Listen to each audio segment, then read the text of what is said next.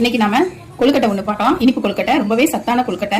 இந்த கொழுக்கட்டைக்கு முதல்ல சிறுபருப்பு நீங்க மிக்ஸி ஜார்ல சேர்த்துக்கோங்க. 200 கிராம் எடுத்துருக்கோம் சிறுபருப்பு. இதுல 3 ஏலக்காய் சேர்த்துக்கலாம். இதை இப்போ நம்ம பவுடர் ஆக்கிட்டு வந்துடலாம். இந்த மாதிரி கொஞ்சம் இப்படி திரித்திரியா நீங்க அரைச்சிக்கலாம். எந்த கப்ல நீங்க சிறுபருப்பு எடுத்தீங்களோ அதே கப்ல வெல்லம் எடுத்துக்கோங்க, அல்லது நாட்டு சக்கரை. இப்போ நம்ம நல்லா பவுடர் ஆக்கிட்டோம். நாட்டு சக்கரை, சிறுபருப்பு. இதோட இப்போ என்ன செய்யணும் அப்படின்னா, அரை முறி தேங்காய் நாம துருவி வச்சிருக்கோம். நம்ம இப்போ அரைச்சோம் இல்லையா, அதை நீங்க மிக்ஸ் பண்ணிடுங்க. 1 ஸ்பூன் அரிசி மாவு போட்டுக்கோங்க, 1 ஸ்பூன் கோதுமை மாவு. தேங்காவோட நல்லா ஃபஸ்ட்டு மிக்ஸ் பண்ணிடுங்க. அடுத்ததான் நம்ம தேவையான அளவு தண்ணி ஊற்றி கலந்துடலாம். லேஸாக தான் நீங்கள் தண்ணி ஊற்றணும். இந்த பிசையும் போது ரொம்ப கவனமாக பிசையணும், ஏன்னா ரொம்ப தண்ணி ஊற்றிடக்கூடாது. லேசாக தண்ணி ஊற்றினா போதும்.